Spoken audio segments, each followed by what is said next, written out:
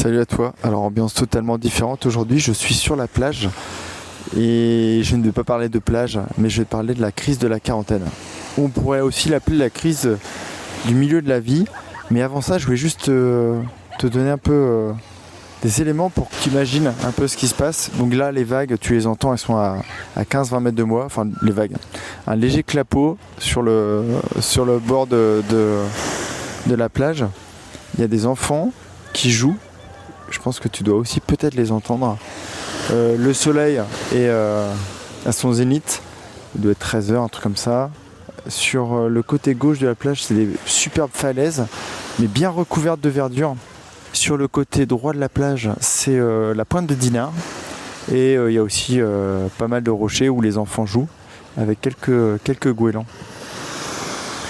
Le sujet que je voulais aborder avec toi aujourd'hui, c'est la crise du milieu de la vie, c'est la crise de la quarantaine, parce que on part du principe qu'en gros, on a 80 ans devant nous quand on est, et à 40 ans, il se passe un truc. On fait une sorte de rétrospective de sa vie, on regarde un peu dans le rétro, et on essaye de voir qu'est-ce qui s'est passé, qu'est-ce qu'on a accompli, et je crois qu'on commence vraiment à se poser la question, est-ce que je suis heureux ?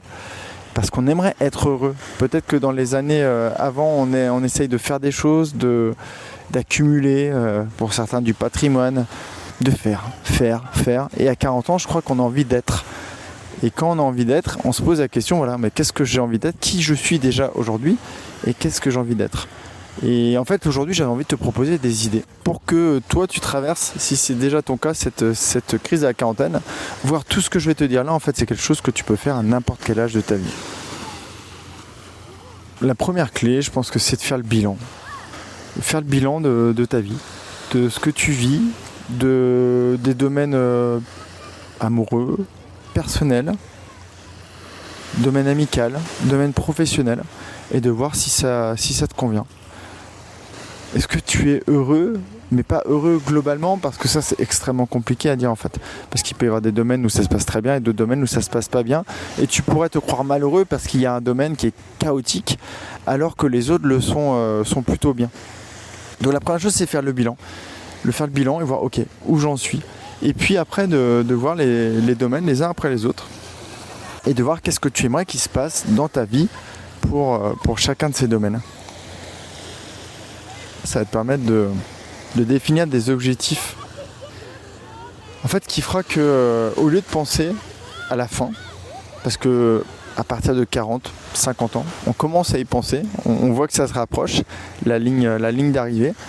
Au lieu de faire ça, et au lieu de s'enfermer dans une sorte de placard, pour reprendre l'image d'une de mes clientes, au lieu de se mettre dans un placard et attendre la fin, je crois qu'au contraire, en fait, faut exploser les joues du placard, faut les pousser, laisser rentrer la lumière.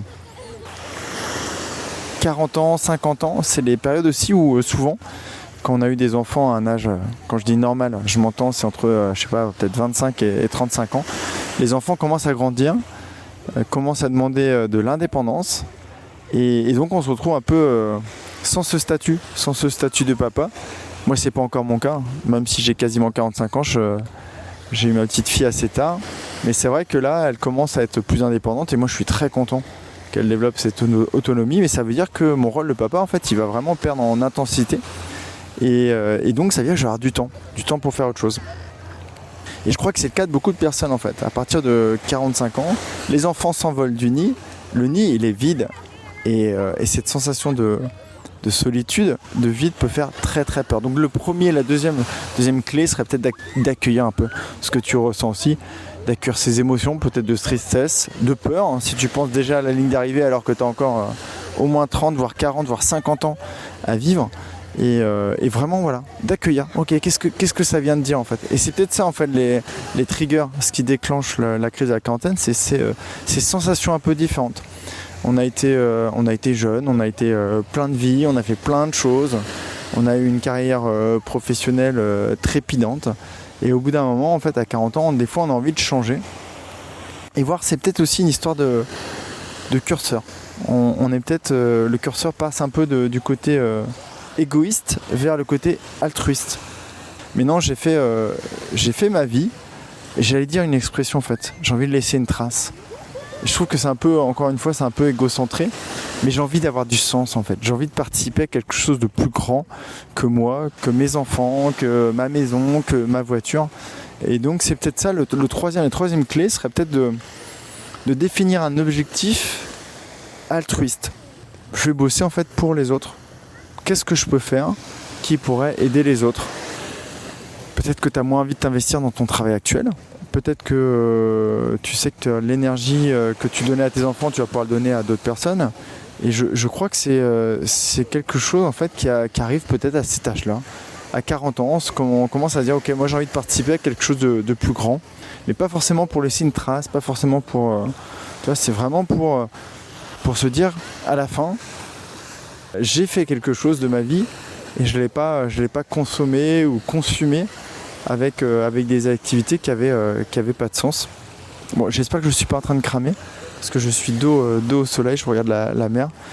Crise de la quarantaine. À chaque fois que j'y pense, je vois une Mustang rouge, je vois un homme de 40 ans qui change de vie, mais qui ne s'est pas posé les bonnes questions en fait. Donc en fait, il n'est pas heureux. Et en fait, il n'arrive pas à identifier la tristesse, la peur, le vide, ce que je te disais tout à l'heure. Et donc en fait, tout de suite, réflexe numéro 1, réflexe que j'ai déjà moi beaucoup utilisé, c'est la fuite. Alors j'ai jamais eu ce comportement dans mes relations amoureuses, mais par contre j'ai eu au niveau professionnel. Ça me plaisait plus, je partais. Et je crois qu'en fait à 40 ans, si on se rend pas compte que cette peur, cette angoisse, cette de la fin, de la ligne d'arrivée, si on se rend pas compte à quoi elle est due, on pourrait trouver des coupables qui ne le sont pas. Par exemple, mettre fin à une relation de couple, mettre fin à une relation professionnelle, et en fait partir pas forcément dans le bon sens, en essayant de tout détruire, de tout démolir et de tout refaire. Et ça peut fonctionner. Franchement, on peut sauter dans le vide sans parachute et en trouver un dans les airs, à mi-chemin entre l'avion et le sol. Mais c'est pas tout le temps le cas. Donc je pense vraiment, je reviens sur la clé numéro 1, c'est de faire le bilan en fait. Vraiment de faire le bilan. Ok, j'en suis où ? Est-ce qu'avec ma conjointe, c'est bien ? Et si ça l'est pas, est-ce que j'ai envie que ça soit bien ? Parce que ça c'est pareil, c'est hyper important.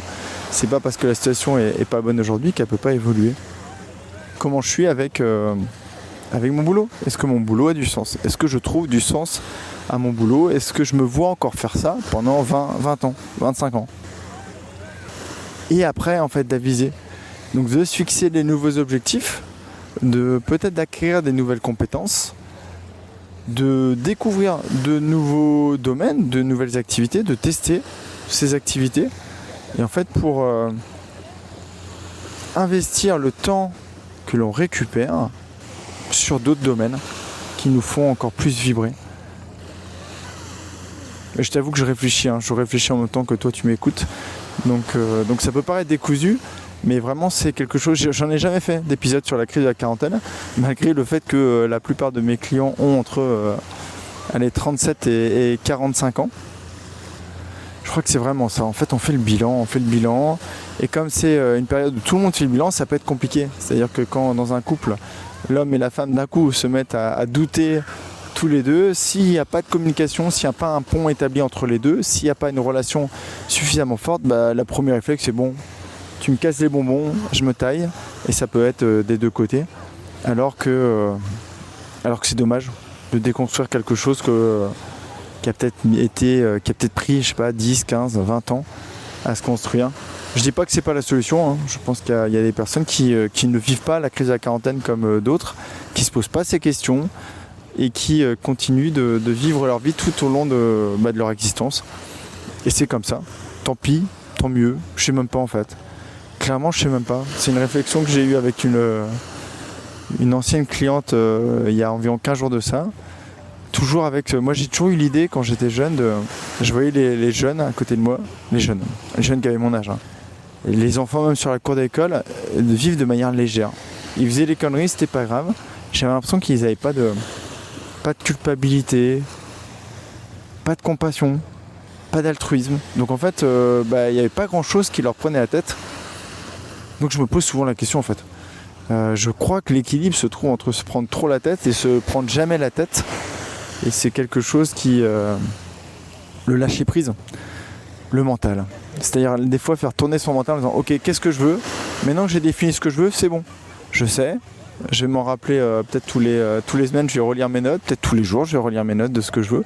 Par contre, après, le reste du temps, je vis et je suis pas dans le mental tout le temps. Donc est-ce que c'est bien de se poser les questions tout le temps? Non. Est-ce que c'est bien de jamais s'en poser? Non. Est-ce que c'est génial de passer ses journées à la plage? Oui. Est-ce que c'est génial de passer ses journées à la plage? Non. Parce qu'au bout d'un moment, je pense qu'on s'embête royalement, qu'on a l'impression de rien faire, de pas contribuer.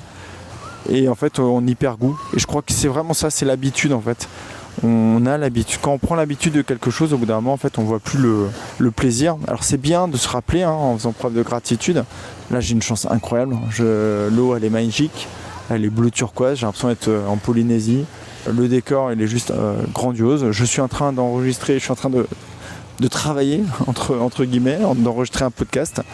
Et j'ai énormément de chance. Maintenant, si je faisais ça tous les jours, peut-être qu'au bout d'un moment, je perdrais le goût de tout ça. Et il faudrait un peu de variété. Plus on avance dans l'âge, plus on est efficace dans des choses, moins on y passe de temps et donc on a plus de temps pour faire d'autres choses. Et quand je dis faire d'autres choses, ça peut être juste être comme ce que je faisais il y a encore un quart d'heure sur ma serviette, à savoir poser, à observer les bateaux qui sont sur l'eau, à observer les voiles, les jeunes qui sont en cours de voile, à observer les parents en train de jouer avec leurs enfants sur les rochers, juste à contempler en fait la nature incroyable qui s'offre à moi. Et ça, c'est important. Bon, je suis parti complètement en dérapage. Mais bon, tu es habitué si tu m'écoutes. En tout cas, quoi garder de cet échange? Ce monologue, c'est dommage, t'es pas là. Mais je me serais bien assis sur le sable. Et on aurait peut-être fait un château ensemble. Où on aura eu une conversation socratique comme une de mes clientes / amies belges. Espère qu'un jour on aura. Et voilà, donc allez, je te laisse, je te souhaite une superbe journée, une superbe matinée, une superbe soirée, une superbe nuit en fonction de l'heure à laquelle tu m'écoutes. Je t'envoie plein d'énergie, j'espère que le bruit des vagues t'a plu, j'espère que la conversation, le monologue pardon, que je viens d'avoir te servira à faire quelque chose. En tout cas, peut-être si, allez, une idée à garder, ne vois pas tout noir. Même si aujourd'hui t'es pas hyper heureux, que ta vie te semble pas très sympa, je suis sûr qu'il y a des endroits qui sont très sympas, très lumineux. Si tu te focalises sur eux, tu vas reprendre goût, tu vas te dire ouais, en fait ma vie elle est pas si pourrie que ça, elle est plutôt sympa sur certains aspects. Renforce ces aspects-là, regarde ceux qui ne vont pas bien et fais-les progresser petit à petit. Tu prends le curseur, tu les fais passer de, 3 sur 10 à 4 sur 10, 5 sur 10, 6 sur 10. Et après, il y a tout qui va s'emballer. Et la vie va devenir douce, belle et chaude, comme l'eau qui est devant moi. Alors, tout est relatif. Je suis pas en Polynésie, je suis en Bretagne. Donc, l'eau chaude, elle doit être à 18-19. Mais c'est quand même super agréable. Allez, je te laisse. Moi, je vais aller profiter de la mer. Et je te souhaite une magnifique journée. Bye bye.